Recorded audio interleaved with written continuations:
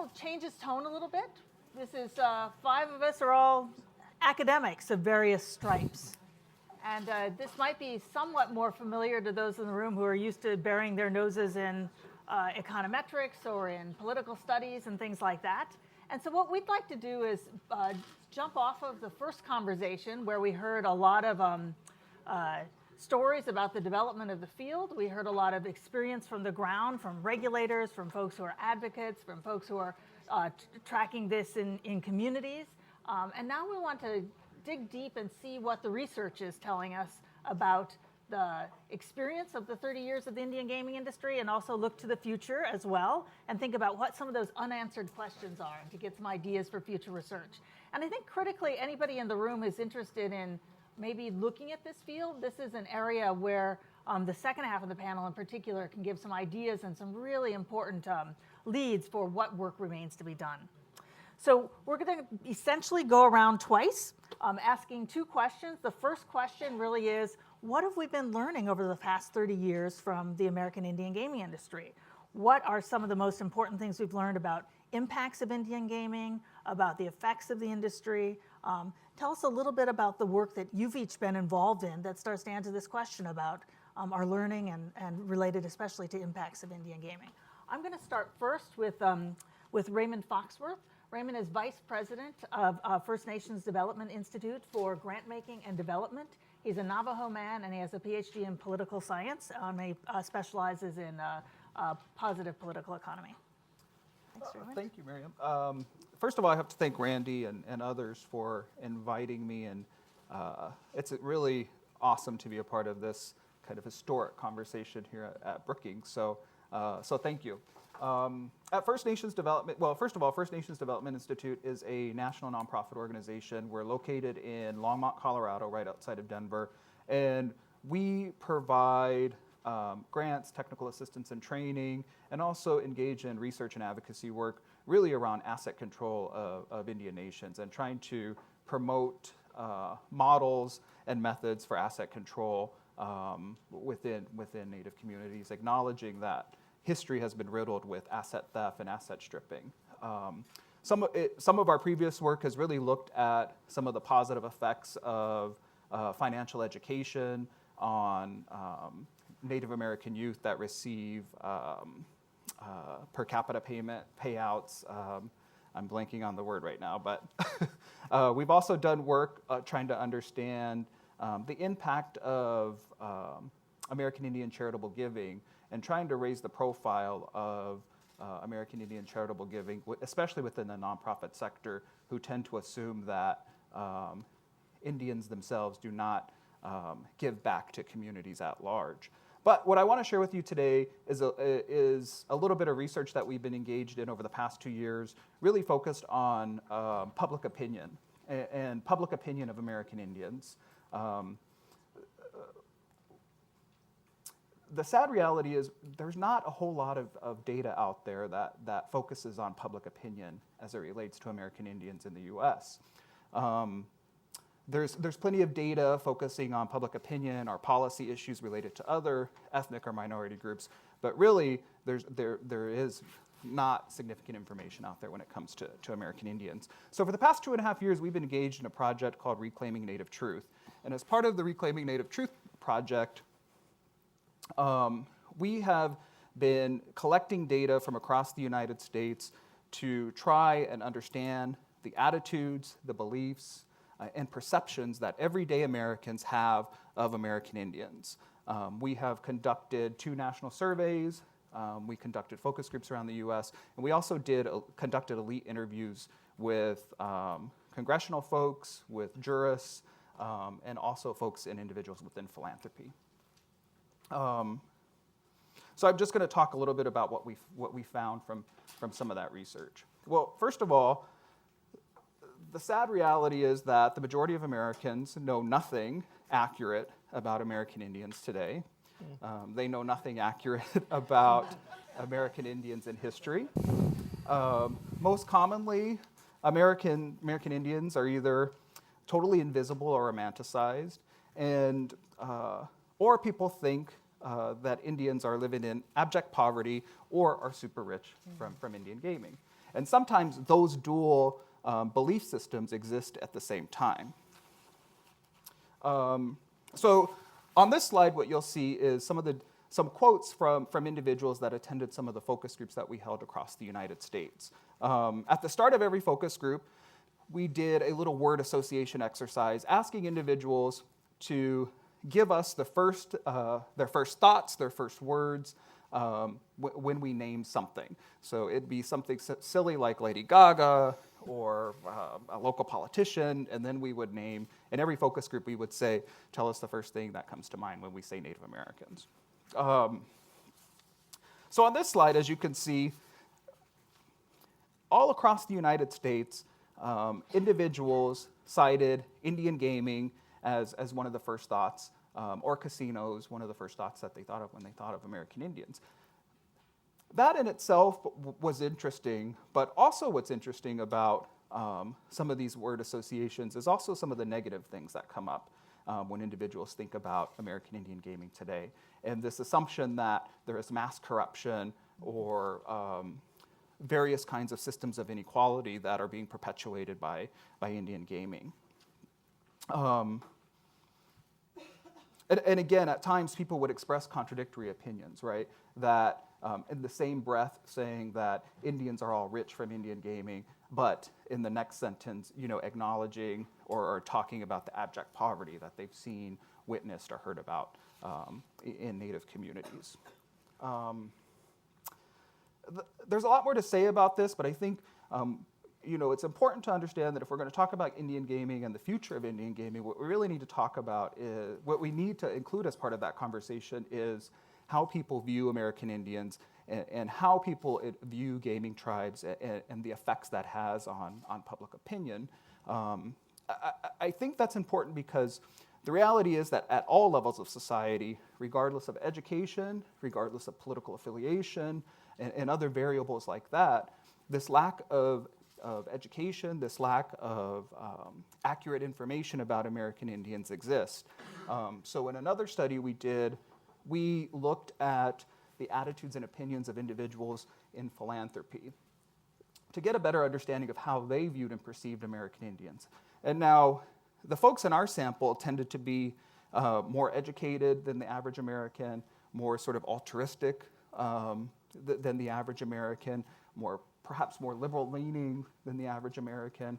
And even those individuals had similar attitudes than everyday Americans, right? They cited stereotypes of American Indians as it related to gaming.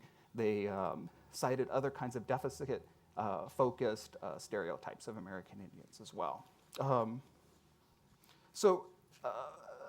I'll kick it over to Randy, but those are some of the things that we've been looking at First Nations in terms of really trying to understand some of the narratives as it relates to American Indian people today. And the reason why I think, one more thing, the reason why narratives are important is because they can be changed, right? That there are certain inputs that can change narratives, increase more accurate information, and increase more accurate knowledge about American Indians. And that's some of what we're trying to unpack with this research study. Thanks, Ray. That's really helpful and useful. And we'll go on, like you said, to Randy, who's going to share a little bit of the learning that he's been engaged in. And Randy barely needs introduction, but I'll just remind you that he's a Rubenstein Fellow here at the Brookings Institute and that he is an associate professor at the Luskin School of Public Administration at UCLA and also a professor of American Indian Studies there. And he has a PhD in economics. Thanks, everyone. So this is talking about sort of what we know of Indian gaming. I and colleagues of mine, I have a colleague over here, Amelia Simeonova, who's at Johns Hopkins, and I've worked with several people, Dr. Spildy, Jonathan Taylor, Miriam Jurgensen here, doing work on American Indian communities, and in particular with regard to the impact of gaming impacts on children. The next generation, which many of the previous panel discussed as well. And here is just a summary slide of some work that I've done with, again, several co-authors, looking at the impact of per capita payments to households on the children in subsequent years.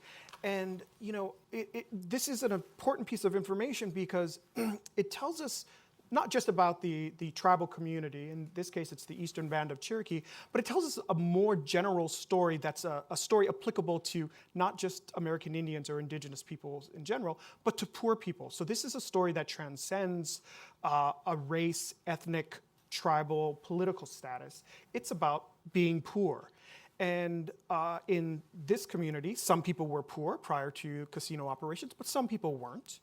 This again gets to the nuances of what happens in tribal communities, that there's a distribution of people and households and income levels.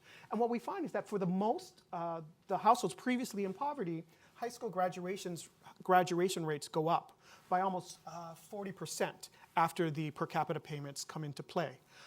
Educational attainment almost goes up by a whole year after the advent of per capita payments. We see arrests go down.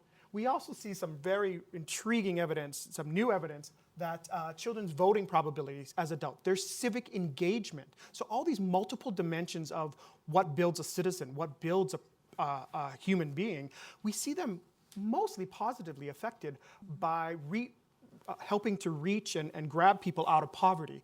And that's a story that has to be reiterated and told much more forcefully, I think. That's one thing that tribal gaming has done for American Indian communities, and it's an example for others, I think, as well. Parental drug and alcohol abuse we've seen has gone down. Parental infighting, parental employment hasn't changed. One of the criticisms of giving money to poor households is that, well, these people will become even lazier and they'll work even less. We found no evidence of that. They work just the same previous to the per capita payments as after. They're still working. They're not dropping out of the labor force. Other people have done work using very different data, and they found relatively similar results. They found a reduction in smoking, heavy drinking, and obesity. And they found this not just for the Indian community that has a casino, but also the adjacent community, those living in the surrounding areas. So that's also quite interesting, in the counties, using nationally representative data. The last thing I'll leave you with is a continuation of the research that Patrice was talking about earlier. She showed sort of what that was a static version of employment on the reservation in 2010. In further work that I've done with colleagues at the Federal Reserve Bank, is we've looked at business survival. So over the 2007 to 2012, the Great Recession, we looked at the difference in business survival rates on reservation versus off reservation. And all the pink categories are where the survival rates exceed that of the off-reservation industries. And again, you see they tend to locate in similarly lodging and food, arts and entertainment, but also education, healthcare, public administration, and wholesale retail. So there's something about the vitality of American Indian communities that are allowing the flotation or the continuation of businesses located on reservation, even over the Great Recession, a period in time when many businesses were going bankrupt or going out of business. So we don't know what's exactly causing this. This took a long time for us to just get the data to do this. So the next iteration of this, we'll try to dig down and figure out what's the causal mechanisms, why is it that's going on. But I think these are stories that most people sort of miss, that there are these sort of safety net issues that are being perpetuated by tribal operations, tribal governance, gaming operations. Thanks, Randy. Yep. I think we're going to start to hear some more of the economic story then from Jonathan Taylor. He's the principal of Taylor Policy Group. He's an economist who specializes in natural resources, gaming, and American Indian development. Thank you very much. And thank you, Professor Aki, for arranging us all here today. And thanks, Miriam, for the panel. And thanks to the Brookings Institution as well. Let's see what we have here. We opened with this slide, and I want to go back to it to pick up a couple of thoughts about what we're learning and what we still want to explore. We heard John Tasuda talk about a mature industry, and this blue curve looks very interesting from a mature industry perspective. It looks like an S-curve of adoption. So the presence of dishwashers in the American home sort of goes on an S-curve, and this looks at first glance, to the presence of casinos on Indian reservations is following an S-curve, and that's guiding the revenues, of course, which is pictured here. But I think there's an interesting question about that's part of a broader context. And I want to step back a couple more steps to pick up on what Chairman Chowdhury said. There's been an oscillation of public policy in Indian affairs between policies that attempt to pulverize or disband the reservation system, the tribal governments, and so on the one hand, and policies that try to stand those governments up and strengthen them. This comes along right at the time when the pendulum has swung the other way. So we had, just to keep going with the history, we've got lots of great history here.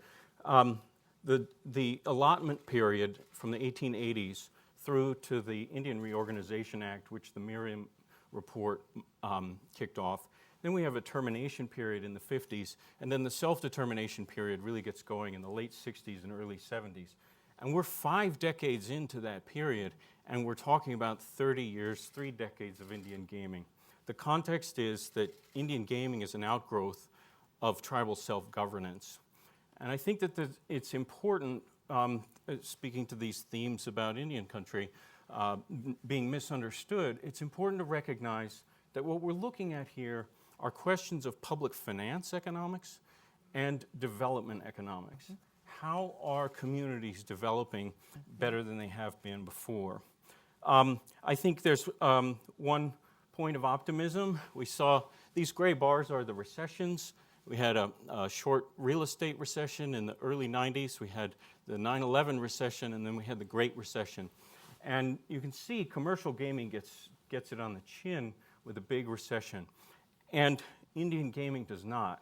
I think that's an interesting puzzle to explore. Now I want to look at a place where the light is bright, and so we're looking for our keys under the lamppost. This is not the whole picture, but this is a big sweeping picture of per capita income of people who self-identify as American Indian alone, that is not in combination with another race, living on the reservations of the United States. And I think we all ought to just stop a second and think about what this would mean if we were living it. An increase of 48% in my paycheck, that would be a wonderful thing. Now think about an increase of all of the paychecks of all of the people I live with and know and work with. They're all going up by 48% in this period. And now also the government revenues are doing dialysis more effectively, more thoroughly. The investments that Chairman Stevens mentioned about culture, about community, about language, about recovering history, all of those things are moving with this. Well, this looks to me a little bit like that S-curve, right? It really got moving, and it looks like it might be plateauing.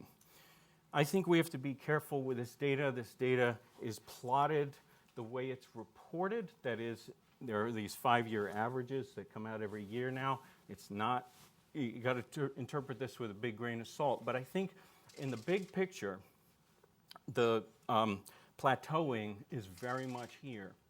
And this, as flawed as this picture is, it's what we economists look at because personal income is one of the largest shares of GDP. So what we're looking here at is the GDP of reservations, and it's plateauing. I think this is kind of concerning for a number of reasons. In the international development arena, there's a general pattern that very well-designed aid programs can earn more than they cost in capital, in the cost of capital, if they're very well designed. They're not always well designed. Migration of poor folks from less productive jurisdictions to more productive jurisdictions is 40 times more effective than aid programs. And also, speaking from the international literature, preventing growth decelerations or getting growth accelerations that are out there in the world economy, in the history of Iran and Mexico and Brazil and so on, are 100 times to 1,000 times more effective. And what I think we've witnessed in the last 30 years of Indian gaming is a growth acceleration that all of Indian country has experienced. And it looks to me like that growth acceleration is slowing down. There's also another stark reality to this picture, which is there's a lot of ground still to cover. There's a remarkable amount of income growth on the reservations, but there's just a very large direction to go. I've got lots more to say about this, but I want to give time to Thad here. Thank Thanks. you so much. Thanks, Jonathan. And I just want to introduce you lastly to Thaddeus Connor, who's an assistant professor at New Mexico State University, and he does a lot of really interesting work on sort of the political interface of gaming. Yes, thank you so much for having me here with such esteemed company. It's an honor to be here. I've been kind of coming in and out for about a decade, and so I'm always excited when Dr. Key invites me back out to come talk and share some of the work, and it's good to be joined with another political scientist as well. That's fantastic. So a lot of the work, I'm not sure, here we go. Yep. So a lot of the work that I'm presently doing, and that I've been doing for a while with a lot of other colleagues, is that we've been also kind of chipping away at the question of what is the overall impact or return on gaming for Native nations in terms of improving socioeconomic conditions on reservation land. And we've always looked at it in isolation, just as basically does the nation have gaming? Have they not adopted gaming? What are the differences? But we started realizing it was difficult to get at sort of the larger political, regulatory environment that was so important. And that's one thing that we've learned the most is that if there's anything truer about Indian gaming is that it's always in flux. It's always changing. It's not static. And the regulatory environment in particular is not static. The compacts with Native nations and states are constantly being renegotiated across any country. And so we ask the question of, well, do those compacts, do those agreements or those different regulatory environments condition the impact that gaming is expected to have in improving socioeconomic conditions and tribal governance? So this just shows sort of like a very crude map of the landscape, the regulatory landscape in 1999 for percentage-based revenue sharing requirements and restrictions on the number of facilities. So one thing we noticed from these compacts is that they differ greatly from nation to nation, from state to state, in terms of restrictions on the number of facilities, restrictions on the number of machines, and also on maybe one of the more controversial topics, revenue sharing agreements, with some compacts actually just requiring general compensation to the state for the cost of regulation, while others actually ask for a percent of net win, typically in exchange for exclusivity. And so it's an exclusivity fee. And so we wanted to understand sort of what is the nature of the landscape. So we wanted to kind of like paint a picture of what does it look like now? How has it changed over time? We're still in the beginning, well, actually end stages at this point, of coding compacts to kind of map this out, to understand it. And so this is just showing, you can kind of see, just as a cursory look, that it's changed quite a bit from the 90s to present day 2019, with more states kind of pushing towards percentage-based revenue sharing provisions. And also we see a greater number of states moving to restrict the number of facilities that gaming nations can have. And so we're seeing this regulatory environment shift. And one thing that we're seeing in terms of what impact does this have on socioeconomic returns is that for percentage-based revenue sharing agreements, we're not really seeing a huge difference in terms of differential impacts, right, between nations that are merely compensating the state versus nations that are actually having to pay a percentage. We actually don't see a really big noticeable difference. And part of that could be because of the exclusivity agreements, right? That's actually kind of balancing things out. But again, it's a little early to be able to definitively kind of put a causal mechanism on that of what's happening. But where we do see differential effects is with restrictions on the number of facilities a nation can actually have, and also restrictions on the number of machines. And we actually see that nations that are in regulatory environments or regulatory policy mechanisms that have less restrictions actually have greater gains. They actually see higher per capita incomes than those that are in more restrictive regulatory environments. And again, this is early research. We're just kind of cutting our teeth on this, but it is kind of getting at what we think is a very important topic, because as these regulatory environments continue to evolve, they continue to shift, as federal regulators continue to kind of play a role in balancing these oftentimes competing interests. And again, as we've talked about, with the primary objective of strengthening tribal sovereignty and strengthening tribal self-governance, we need to be aware of, okay, what impacts are these regulatory environments really having, as we can see states maybe pushing into more restrictive environments.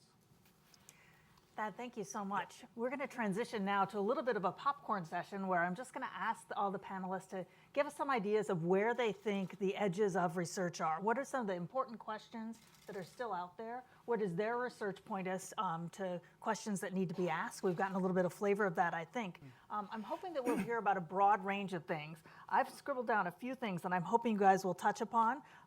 This notion, just to pick up a little bit on Thad's comments around, we heard about the important spillover effects of tribal government gaming as distinct from the commercial gaming enterprise. And if we have the kinds of restrictions we're seeing, I'm wondering if that's, as you're investigating this competitive gaming, are we losing out these chances for spillover benefits, perhaps? I'm interested in thinking about some of the opportunities, for instance, in changing public attitude and what impacts there can be if public attitude can change in terms of not just supporting the Indian gaming industry, but getting just a better understanding of where tribes stand in those partnership of governments that we heard talked about. I'm really interested if there's what some of the research questions are on the edge with relating Indian gaming findings and data and research to questions around basic income that we hear so much conversation about, and even things like conditional cash transfers, of whether or not there's information coming out of that, out of Indian gaming that might help some of that. And also just thinking a lot about this, I think that Jonathan's referring to some of the work of Lance Pritchard, who argues that growth in place as the most return in terms of helping a low-income community be transformed, and what some of those questions of research are to help improve findings in the Indian development area, to kind of grab onto that to see if that's true there as well. So those are some of the things I was observing. Now I'm hopeful that we'll hear from the panel. Does anybody want to go first? You're not restricted order because we're not dealing with slides being in order anymore. So I'll just Thanks, jump Randy. in real quick, because listening to everyone else speak, I think that's the usefulness of bringing people together, is hearing the work that others are doing and thinking about what can go further. I think what Jonathan was saying about sort of this bringing people back, that's part of tribal sovereignty. That's part of what tribes as governments are trying to do. They're trying to create economic opportunities such that their community members that had to migrate away are coming back. And so I think highlighting those kind of outcomes are incredibly important. And I think those are the kinds of sort of research areas that we need to expand on. I think the public perception issue is also an incredibly interesting one. And I wonder how much public perception has changed in the communities and the counties where employment is primarily because of the tribal economic opportunities, right? So it would be nice if we had historically, 15 years ago, 30 years ago, public perception, which I know we don't, on tribes, and see how that change has occurred, because I think that's some of the integration of employment and just sort of working with others breaks down those barriers, and I bet those perceptions have changed dramatically. So it's fascinating to me. So I'll just say briefly, the thing that I'm quite interested in going forward is something that Patrice actually mentioned, is sort of the land buybacks that have occurred, and something that Chair Stevens mentioned as well is, when those buybacks have occurred, are they now the properties that are being used for economic development? Are those lands being put into productive use? And so I think those are some of the emerging areas, because I think that also is the assertion of sovereignty, the reclaiming of lands that for historical reasons are unproductive for rules beyond the tribe themselves, but maybe there's these opportunities. So that, I think, is just fascinating, and I think that is an emerging area. Thanks, Randy. Thanks for pulling together some pieces. You didn't have to speak so quickly, but I think we got a lot of it. Raymond, were you going to jump in here? Yeah, Great. I'll chime in briefly and note, I think you're bang on in terms of the public opinion piece of your comments. I think one of the slides I didn't show is that in states where there is Indian gaming, one of the key data points that we found was individuals in states with Indian gaming are more likely to believe that American Indians receive special benefits just for being American Indian from the federal government. You know, there's some special office that doles out resources for education or, you know, something like that. That's not John's office. Well, there's a Nobel laureate economist who says that there's an office that doles out casinos. Oh, Nice. Yes. all right. So Well, it's a point me problem. to that office. It's a problem. But I think we really need to begin to understand some of the nuances of public opinion and really understand the contextual effects of public opinion, especially at more local levels. And I think that does nothing but help us understand sort of how opinion influences policy and policymakers as well. I think one of the other opportunities for research is really around understanding philanthropy in the nonprofit sector. Not only in the context, I think one of the earlier panelists put it, return on community was the phrase, which is great. But I think what we really need to understand is that nonprofits and Native communities are important elements of economic diversification as well. They not only offer means of employment, but they also offer opportunities for diversification of services, and they also bring in outside resources and revenue that is recircled locally in Native communities. And so the trends that you highlighted, that Professor Taylor, talking about some of the slowdown in per capita income, it also tracks similarly to philanthropic investment in Native communities as well, that since about the late 2000s, we've really seen a dip in philanthropic investment. And so, you know, that's, I think, part of the story as well. Could be part of the story as well. But I think another important part of that is really understanding tribal charitable contributions and its effects on not only public opinion, but also on community development in local communities, in Indian country and surrounding communities. So for example, we know in the Great Plains region, the Shakopee Metawakan Sioux community is one of the largest charitable givers in that region. Most folks don't talk about that or really try to understand the effects that has on local economic development or community development in places like South Dakota, North Dakota, and so on. So I think if we're going to talk about research, we really need to understand sort of the power of tribes in terms of their reciprocity and giving back as well. I really appreciate you bringing up that point, Raymond. I think it's really critical that one of the differences of tribal government gaming as opposed to commercial gaming is this commitment that it's public sector revenue. And much of that public sector revenue isn't just spent on the tribal community, but on the broader community. And there's a tremendous number of things in all of our communities that tribes have actually paid for that I think we're probably unaware that they did. So for instance, the early volcano warning system for Mount Rainier has been paid for by the Puyallup tribe.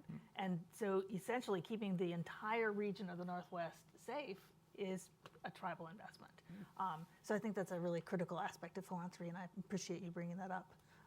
Jonathan or Thad, do you guys want to jump in here with other important research questions on the horizon, and even maybe some of the hypotheses you have about some of those questions? Sure. I think in those numbers that I put up there, there's a lot of diversity, and I'd like to understand what's going on in detail at some of these communities. Dr. Spilde has made it clear to me a long time ago that not only is Indian gaming an outgrowth of self-governance, but it's a fuel for self-governance. It creates institutions. You have to have a gaming commission. And you need to make that gaming commission independent, and you need to solve the internal things. I think also Native communities' capacity to solve collective action problems gets reinforcement from the investments that Chairman Stevens mentioned in culture, in community, in language, in caring for elders, and so on. And I think as we look at the diversity, we're going to find evidence, Miriam and I are finding it right now already, about institutions of governance, that having separations of powers, separations of business from politics, of having chief executive veto and so on, that those are predictors of economic development success. There's also layers underneath that of tribes investing in their cultures, in their community integrity, if you will, improving their capacity to solve collective action problems. And hopefully we're just seeing a temporary plateau in these growth in place phenomena, that there's an opportunity now to invest and have that growth pick up again in the future. And go, I think, in the ways that Patrice Kunesh helpfully pointed us to, in non-governmental gaming. I think in some of the business sectors in your data, there's a potential influence of the government sector. That healthcare is a big one that didn't die in the Great Recession.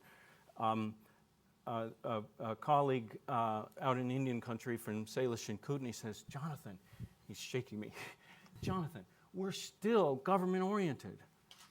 We're still government oriented. We've done all this stuff. He was in the forefront of self-governance, compacting and in the demonstration projects.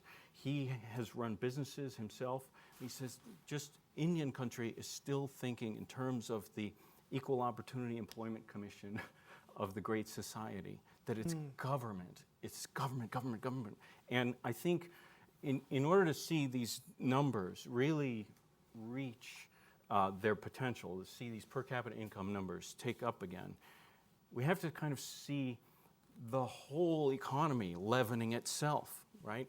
Where the hair salon gets going out on Pine Ridge, and therefore somebody now has the ability to buy a new car or something like that, and it just sort of multiplies inside the reservation economy. Yeah, and building up all these excellent points, I think the spillover effects is something that I feel is something that we're really just starting to get into. Yeah. And one thing that I've noticed, especially in terms of the research that we do with Indian education policy, is that a lot of the gaming nations, especially those that we've worked with in Oklahoma, are heavily investing in either developing their own tribally controlled schools or investing in working with and making partnerships or building stronger partnerships with public schools in their area that are serving Native students, and that's huge. I mean, that really is investing in not only the academic development of Native children, Native students, but also the cultural development of Native students. And it also kind of fits into, we get this a lot from our interviews with tribal leaders in Oklahoma, is that it also has carryover effects to the public opinion piece that we talked about, that these benefits, these investments in schools are also spilling over to non-Native students, and that having those cultural opportunities to learn about the Native nations in their areas actually helps them become more informed about tribal sovereign rights, tribal history, and that makes them more sensitive to those critical issues. And so I think we're just now scratching the surface of just all the spillover effects or indirect effects that these gaming investments have made. That's a really nice point. Now I'm just going to ask the panel very quickly if there's anything else that you had hoped that would come up in terms of future research or any other pieces that you wanted to pull out of the original panel. And then the last chance before we open it for questions. Randy? I just want to reiterate and bring up the issue that many of us have talked about before, and about the difficulty of conducting research on indigenous peoples in general. One, because of the lack of data. Two, because of the high obstacles that are in place because of the institutional knowledge that is required, the education that has to come there. And I want to sort of bring that up because it's not that's part of the reason why we don't have lots of quality research, is that there are few places, few and far between. One of them is the Native Nations Institute at University of Arizona, the Harvard Project on American Indian Economic Development.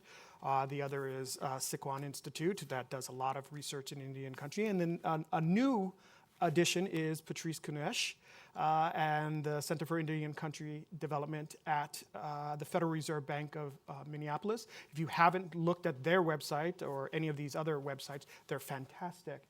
And I think that we have to sort of reinforce that the institutional knowledge at these various levels, whether it be at the state, the federal, the local, the devil is in the details, and all the interesting stuff happens there.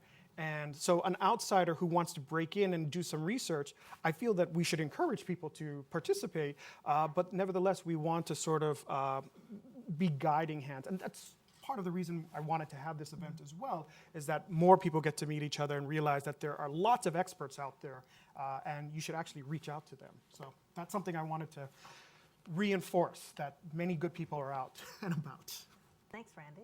And I'll just add on to that by saying that we do really hope that this inspires people to be engaged in a research that uses Indian country data or addresses Indian country issues in terms of economic development. And we think that gaming is a really great jumping off point because, as Thad's put it, spillover effects are everywhere, and there's lots of pieces of research and information that can speak to broader issues that can be done and can also improve the lives and livelihoods of individuals living in Indian country.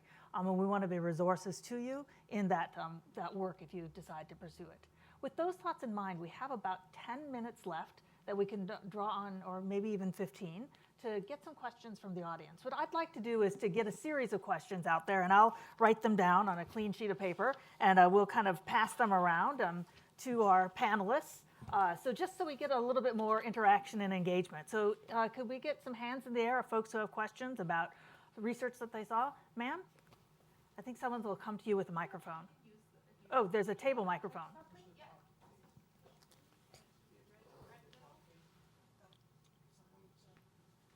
Good morning. I'm like pretty much anyone in this room because I've actually been to a casino to play bingo. And so my comment to you, and actually the other panel, is as much as you focus on research, I think you actually have to go to a casino like in Oneida and spend the day playing bingo and listening to the people who are there and the demographic that is there, because the Oneida Casino has not made the people who go there like Indians any better. And in fact, they generally think that the Indians are taking their money back in sort of like revenge for centuries of being ripped off. And what you hear, I go once a year, spend 2 days with my elderly sister, and I really suggest that you all need to do the same thing. You need to go to these casinos and think of yourselves as patrons, in addition to all of the other wonderful work that you do, because that's a depressing place, that casino, for me who goes to visit. And the dialogue that I hear is not any better than 50 years ago when I left. So my question, I guess, is, have you walked the walk? So is there another question? We're going to collect a series of questions here. Ma'am?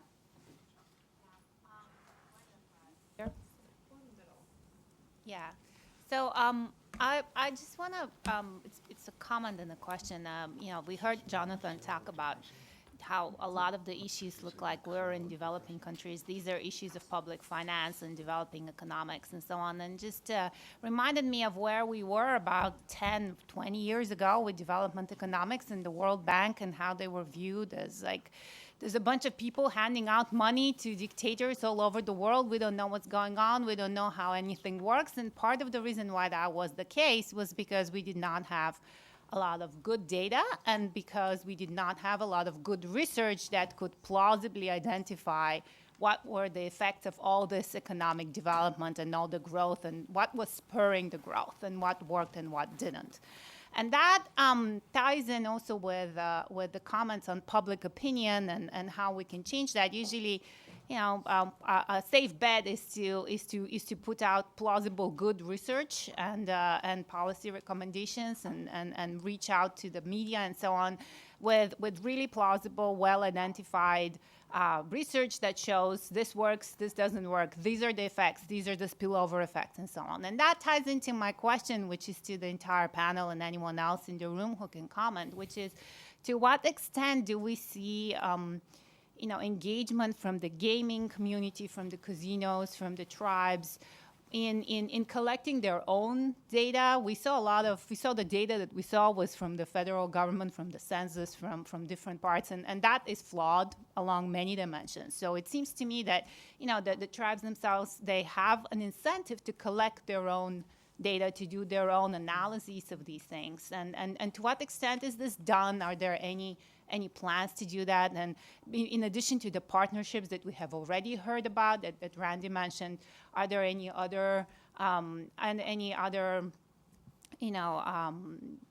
initiatives to maybe partner with academic institutions or some nonprofits to really do some in-depth research of your own on what's happening and how it's happening and what works? How about one more question? Chairman Stevens? See if I get that. Can you hear me okay? Yeah. But let me just clarify just one thing on that Oneida casino. Oh, no, wait a minute. I didn't like the casino. There's a book called The Bingo Queens. You get it sometime. And it talks about how Ernie Steve was a young teenager, just despised all those bingo cars coming to our only gym on the reservation. And we couldn't go play basketball because they were playing bingo. And then when the nice people who were running it, before they told my uncle on me, they said, we want to tell you, see the lights? Okay, you can't play basketball with no lights on. And that's how it was for us.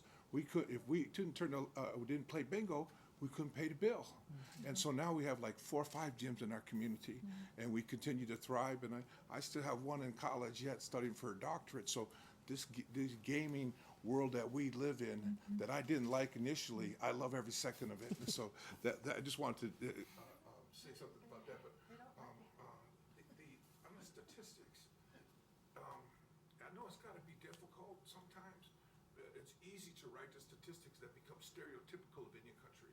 And as I'm analyzing, you guys have done a great job of having factual statistics without talking down on or stereotyping Indian country. I want to thank you for that, and maybe just ask how you do that just because you work in Indian country, or is it something you have to work at? That's the key thing I see up on the That's a really great question. These are all really great questions. And so what we're going to try to do is take about our last sort of 8 to 10 minutes and integrate them and respond to all of them. And I know that we've got a lot of pride in Oneida casinos here because that's your nation, and some questions about it. And so that's why I was kind of saying, let's not get into that. But I appreciate your personal, I appreciate your personal testimony. And I'll let, is it Michael Heft know that you're plugging his book? So we've heard some questions around, I think a little bit of it is about how to do research. Do you spend time in the field to do that research? How do you develop a respectful attitude that and project that in the work so that what you're talking about isn't this sort of a clientelistic kind of or patronizing relationship? And what is the hope for moving beyond sort of this more general data into some of the more detailed data that, as the testimony points out, has really transformed, say, research in the developing world? Anybody want to grab onto any of those threads? Jonathan?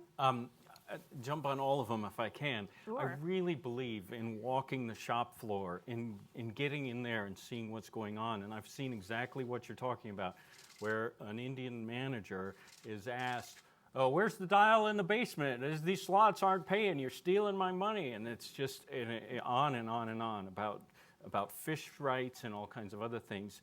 And I think that speaks to the real importance of getting out to the community and trying to see what a number is that comes out of the census and imagining the human beings who are experiencing it. And I think that's really at the heart of it. And I think I get an education all the time from Indian country, and it goes like this: boom, you don't understand.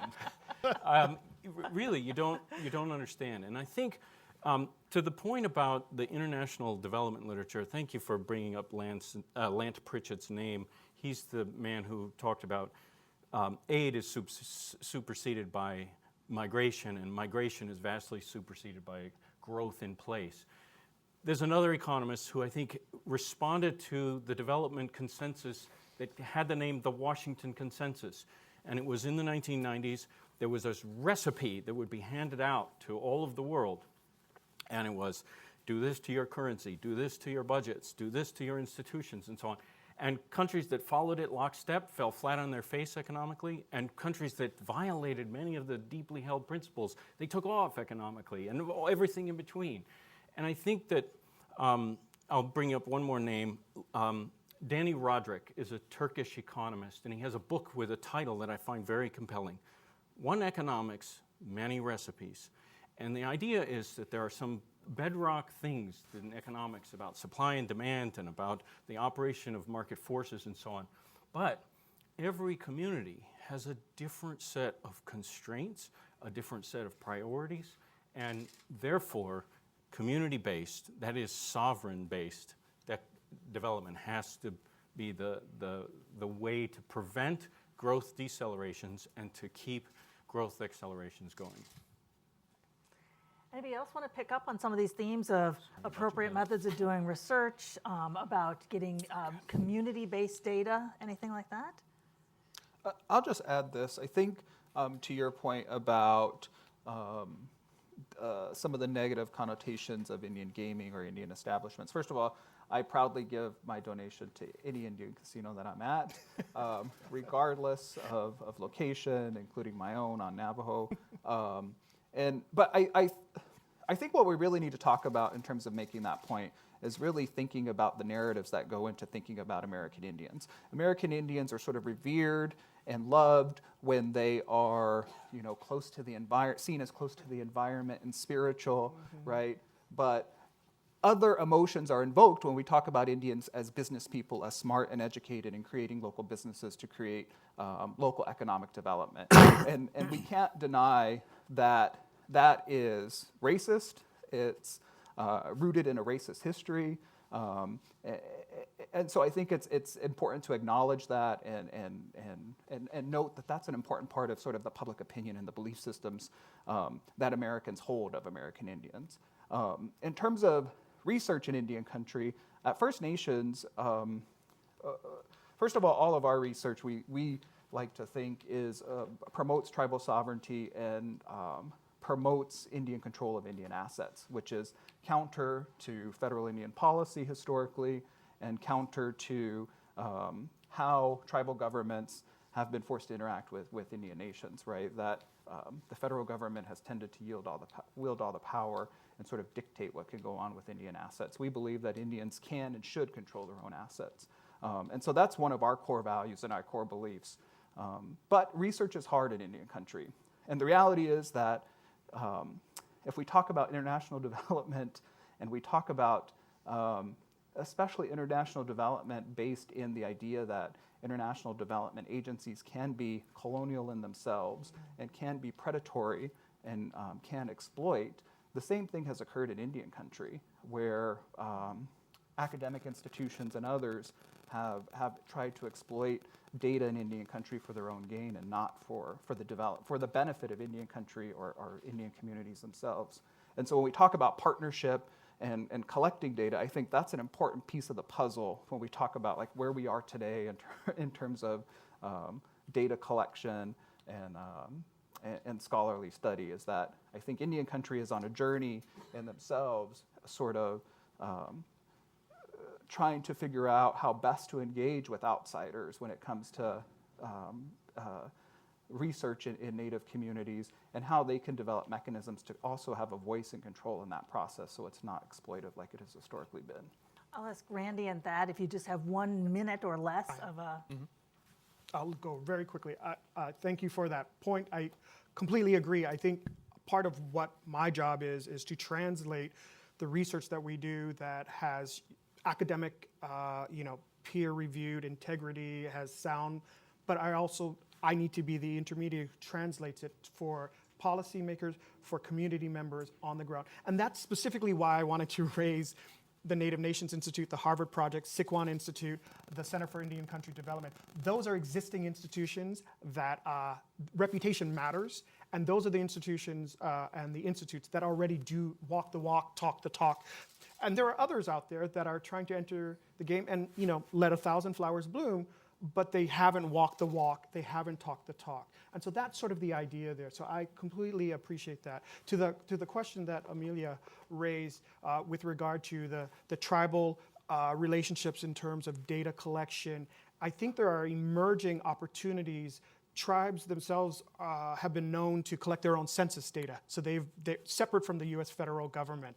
And so there's an emerging opportunities there.